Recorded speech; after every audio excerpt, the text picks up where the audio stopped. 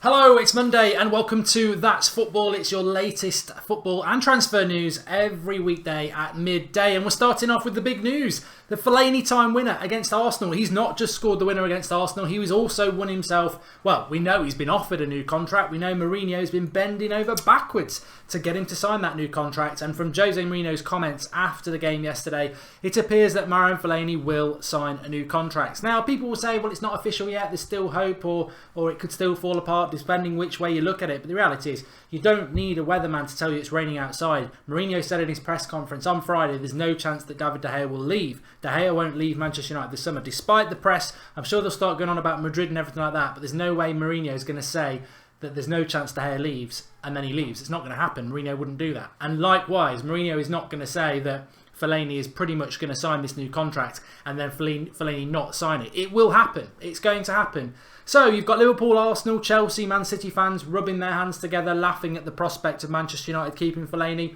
You've got some Manchester United fans crying at the prospect of keeping Fellaini. But you've got some Manchester United fans who yesterday are saying, well, you know what?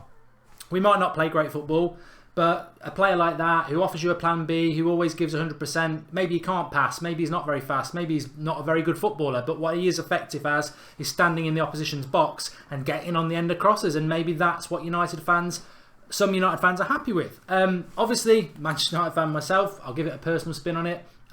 My big concern is just this, that I don't see Manchester United ever winning a league title with Fellaini there.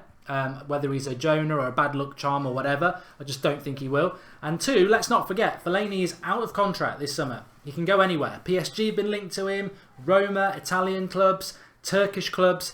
If Fellaini leaves Manchester United, he can go and get a lot of money, and he can also go and get first team football. What's his incentive to stay at Manchester United?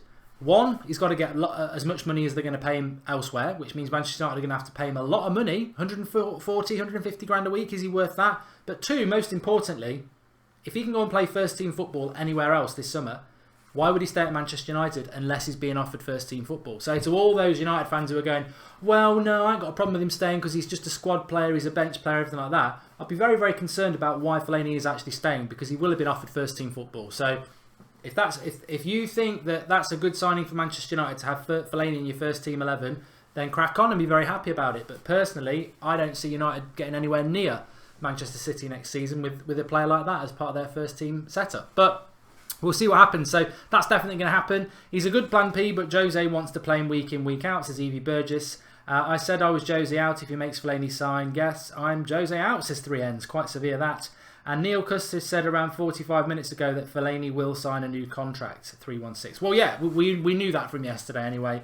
And West Ham are interested in Fellaini too, Mark, says Manchester United. Well, he ain't going to go there. Keep Fellaini, ditch Martial, who was brilliant last night. What a joke, says Zotti Moon. A contract isn't bad, but he shouldn't be close to the starting 11. He should only be a last 10-minute player, says Pratic, which I think is the spot-on comment there from Pratic, and I think a lot of people would agree with that. But the reality is, I can only lay out what I see it, and I think what a lot of people would see it as is that you've got a player here whose contract has run down. It's a brilliant situation to be in when your contract's run down, because if you go to another club, say Fenerbahce or PSG, one, you get a signing on fee because they don't have to pay the club, so 5-10 million in your pocket. Two, you get decent wages. Three, you can say I'm only signing for you if I've got first team football. So that's how it works. So to stay at United, money obviously, but he ain't going to sign if Mourinho says you're only going to be a bench player last 10 minutes if we're losing and I've got to go long ball. He's only going to sign if he's saying to him I'm playing first team football. So there we go. Let's have a look at some of the other news, because there's lots of other news in the world of football today.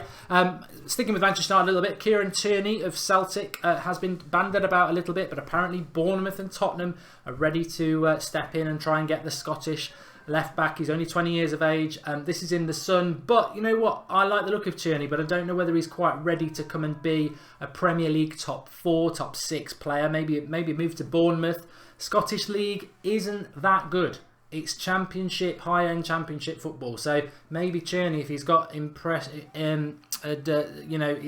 got ambitions, then Bournemouth would probably be the right sort of step. And then when you're maybe 22, a couple of years in the Premier League, prove yourself, then you go to the big club. But interesting to see about that. Interestingly enough, in the Mirror, they're saying that Pochettino hasn't confirmed whether he'll be a Spurs manager next season, which I find funny. I think the draw with a lot of Spurs players next season, especially Harry Kane, who maybe could go to Madrid, but I think he will be at Spurs next season, is the fact that they're going into that fantastic new stadium. And I think that is a big draw. And I think Pochettino, surely he will be at Spurs next year. I don't see a big club gambling on Pochettino yet because he still hasn't won anything. Steven Gerrard, sticking with Celtic, could be Rangers manager. That would make it very interesting. Obviously, that would be very costly for Brendan Rodgers, because the last time he went head-to-head with Steven Gerrard, he cost him the title as well. So could be a good move for Rangers, that. Real Madrid boss Zinedine Zidane has apparently said that Gareth Bale and Benzema, both tipped to leave Real Madrid this summer, will both be there next season, which I disagree with. Obviously, Liverpool have lost their assistant coach. Zelcio Buvac has left the club after falling out with Jurgen Klopp, which is a real big shame, because if you've ever seen... what's it called? What's that show with Matt Lucas and David Williams in it? Is it This Is Britain? Little Britain? If you've ever seen Little Britain with the guy with the in the wheelchair, Andy and what's his name? They're a dead ringer for that, them two. American businessman Shahid Khan is trying to buy the Wembley, as we know, and departing Arsenal manager will take 4 or 5 weeks before deciding on his next move, and that's in the London Evening Standard. That is interesting, isn't it? I mean, Wenger yesterday, I don't think he did himself any issues with the Arsenal fans or even United fans. He definitely did play his reserves, but they moved the ball around quickly. Mkhitaryan was very impressive, very, very impressive. Probably his best performance at Old Trafford, and most of his performances have been in a United shirt, and he comes in an Arsenal shirt, and I thought he was fantastic. Some young lads there that look like they've got a bright future as well. So I think Wenger's leaving Arsenal, even though it was a loss yesterday. I think a lot of Arsenal fans, and if you watch the United stand and you listen to people like DT who did a fan cam and Troops, they weren't negative about that loss. There was a lot of United fans negative about the win, but there wasn't many Arsenal fans negative about the loss, because they can see that they're getting a new manager in the summer. There's going to be a sea of change, and they're looking at the build for next season. So interesting. Montella got sacked by Sevilla and we lost to them, says Gents Tech, talking about Manchester United. Ivanovic took Tierney to the cleaners when Celtic played Zenit in the Europa League, mark, says Manchester United. And Richard Thatcher's talking about Martial, Manchester United, and DT did say on the fan cam that Manchester United would be stupid to sell Martial. I still think that's very much in the air around Anthony Martial. I think that's something we'll be picking up on That's Football over the summer. I thought, Anthony Martial is if I'm taking my Manchester United fan head off it, if I'm a Juventus or a Premier League club, which is unlikely, I don't think United would sell to a Premier League club, but so many people look at him and think he's a fantastic talent, and I mean, he could be available for as little as £60 million, because I can't see how Manchester United can demand top dollar for a player that they're not playing. So he could be a very, very good signing. Thoughts on Montella getting sacked, says Pratik? Well, Sevilla are apparently a good team. Sevilla are a very good team. Sevilla players get in my team. This is Mourinho's a bad impression, but this is what he said. And they're not a very good team, Sevilla. They're really not a good team. It's like what Mourinho said last week about, if my team was in the Europa League, we'd win the Europa League. Well, Sevilla are nowhere near as good as Atletico Madrid, and Sevilla knocked Manchester United out. So how are we meant to believe that Manchester United could beat Atletico Madrid? We struggled to beat Arsenal's C team yesterday, and Arsenal are in that tournament. So, Anthony Martial could win the Ballon d'Or in the next 5 years, says Pritek. CO Tully says, to be honest with you, if I was an opposition fan, I would be very worried when I saw United bring Fellaini on. Well, he is effective from the long ball.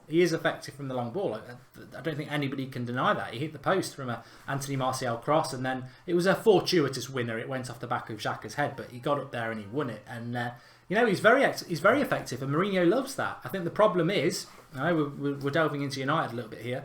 The problem with Fellaini is that signing the new contract means he's going to play regular first-team football. Fellaini can't pass. He can't run. The only thing he's good at is getting on the end of long balls. And that is an unhappy marriage at Manchester United. United fans hate that style of football. And that's what Fellaini represents. That's the problem with it. It's not really about, is Fellaini effective? Because we all know he's effective under the long ball. But it's whether, you've got teams like Liverpool playing scintillating football. Man City playing brilliant football. Spurs football's not bad either. Arsenal will always try and play good football. Chelsea, it's hard to know what they're at. And United, second place, but playing easily the worst football in the top 6.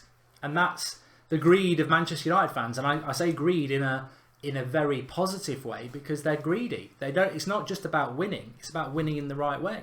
Whereas some clubs They're just happy to win. They don't care. And some fans are still like that, but the vast majority of United fans, because they've been spoiled, because they are greedy, because of the history of the club, it's about playing a certain way. It's not about winning a certain way. You've got to do both.